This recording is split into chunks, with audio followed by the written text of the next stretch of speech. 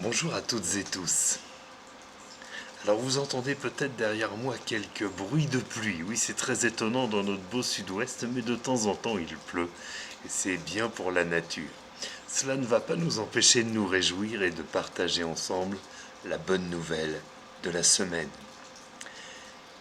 Il y a quelque temps, nous avons entendu aux informations une panne générale des numéros d'urgence. Et malheureusement, cela a provoqué des drames, des personnes qui n'ont pas pu être prises en charge suffisamment tôt et qui sont décédées à la suite de cela. Et nous prions pour leurs familles qui sont éprouvées. Mais cela m'a poussé à réfléchir sur ce sujet des numéros d'urgence. N'avons-nous pas, nous aussi, des numéros d'urgence avec le Seigneur? Et l'avantage avec lui, c'est que c'est jamais en panne. Béni soit Dieu. Alors j'ai pensé à 5 numéros d'urgence que nous connaissons. J'ai commencé par les renseignements téléphoniques. Ça ne vous arrive pas d'avoir besoin d'un renseignement? Alors je sais bien, aujourd'hui on a perdu l'habitude des renseignements téléphoniques. On va chercher les informations sur Google, sur quelques serveurs, sur quelques moteurs de recherche. Mais pour autant, les renseignements téléphoniques existent toujours et nous avons nos renseignements à nous. Nos renseignements à nous, tenez, je tends le bras, c'est la Bible, c'est la parole de Dieu. Paul écrivait à Timothée, c'est la version Parole de vie 2017, dans sa deuxième lettre au chapitre 3 au verset 16, que tous les livres saints, et oui, parce que la Bible, ça n'est pas un livre, c'est un recueil de 66 livres, tous les livres saints ont été écrits avec l'aide de Dieu. Ils sont utiles pour enseigner la vérité, pour persuader, pour corriger les erreurs, pour former à une vie juste. Ce sont ça les renseignements dont nous avons besoin. Parfois, nous pouvons avoir le désir de trouver une réponse à nos questions. Nous pouvons nous demander les décisions que nous devons prendre pour être heureux. Eh bien, nous avons tous les renseignements nécessaires dans cette bonne vieille Bible, dans cette bonne vieille parole de Dieu qui est toujours et peut-être, j'ai envie de dire plus que jamais, d'actualité. Le deuxième numéro, alors c'est presque drôle, ce sont les dérangements téléphoniques. Et j'ai trouvé cette annotation, quel numéro appeler si votre ligne est coupée? Ça c'est drôle. Mais si notre ligne est coupée, nous ne pouvons appeler personne. Bon, vous allez me dire, maintenant on a tous plus ou moins un téléphone portable, donc on va pouvoir quand même appeler. Mais il est vrai que c'était étonnant cette annotation. En cas de coupure de ligne, que faire? Paul écrit aux Éphésiens, l'apôtre Paul écrit aux Éphésiens dans cet épître au chapitre 2, que Jésus a renversé le mur, ce mur de péché qui nous empêchait, qui nous séparait de Dieu. C'est comme si notre communication avec Dieu était coupée. Il y avait un mur entre deux. Et il a renversé ce mur pour nous réconcilier avec Dieu. J'ai envie de dire que le Seigneur Jésus, en faisant cette œuvre sur la croix, en mourant sur la croix, en donnant sa vie à la place de tous les pécheurs du monde, eh bien, a rétabli la communication. Si bien que maintenant nous pouvons nous adresser à Dieu par la prière tout simplement, en lui livrant nos cœurs, en lui racontant nos misères. Il nous écoute, il nous entend. Il y a un psaume qui dit cette parole merveilleuse. Ô toi qui écoutes la prière, tous les hommes viendront à toi, tous les êtres humains viendront à toi. Nous n'avons pas de dérangement téléphonique, nous n'avons plus de coupure de ligne, que Dieu soit béni. Et puis bien sûr, il y a des numéros que nous utilisons peut-être plus souvent. Le 17, vous savez ce que c'est le 17? C'est police secours. Oui, parfois on est obligé d'appeler la police parce que il y a une situation de violence, une situation de délinquance, une situation de méchanceté, et on est obligé d'en faire appel à la police pour qu'elle intervienne.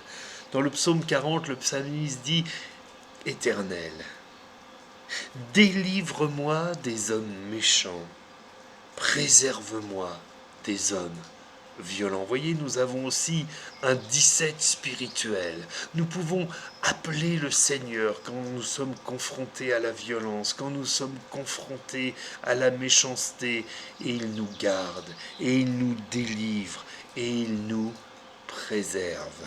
Il nous préserve.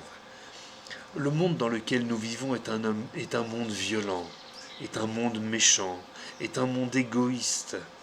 Combien nous avons besoin d'être protégés par le Seigneur, de l'appeler, de le voir répondre à nos appels et bénir nos vies, que son nom soit glorifié.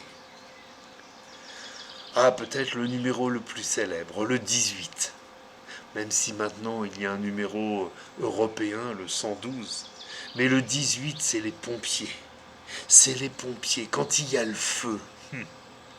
Alors il y a des feux extérieurs, et puis des fois c'est la maison qui brûle, c'est le foyer qui brûle. On parle quand un couple se dispute que le torchon brûle. Puis parfois c'est dans notre âme qu'il y a comme un feu. Un feu. Le psalmiste, le roi David, dans son psaume 32, disait ceci, « Tant que je me suis tu, mes os se consumaient. Tant que je me suis tu, mes os se consumaient. » Il y avait comme un feu qui brûlait en lui, qui le dévorait de l'intérieur, parce que il était tenu par la culpabilité. La culpabilité, c'est un feu qui nous ronge, qui détruit notre âme de l'intérieur. Ça, c'était tant qu'il s'était tué. Et puis il a parlé au Seigneur. Il lui a dit ce qu'il avait fait, il lui a dit sa culpabilité, il lui a dit ce feu en lui. Et le Seigneur est venu éteindre le feu. Il est venu éteindre le feu. Mon ami, ici, il y a le feu dans ta vie. Ça n'est pas en appuyant sur le 1 et le 8 ou sur le 1, le 2 que tu vas trouver du secours. C'est dans la prière, auprès du Dieu qui est capable d'éteindre tous les incendies. Et puis, un dernier numéro hautement célèbre également, c'est le 15, c'est le SAMU.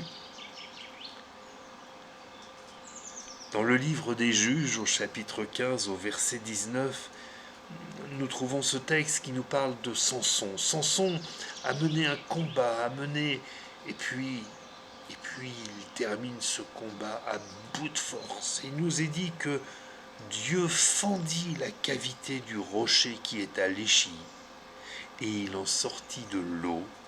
Son esprit se ranima, et il reprit vie. Parfois notre âme est desséchée, nos pensées sont mourantes, notre vie est comme au bout du rouleau. On entend cette expression, on est au bout du rouleau. Et on peut même finir par dire, mais si seulement je pouvais mourir, si seulement ma vie pouvait s'arrêter là.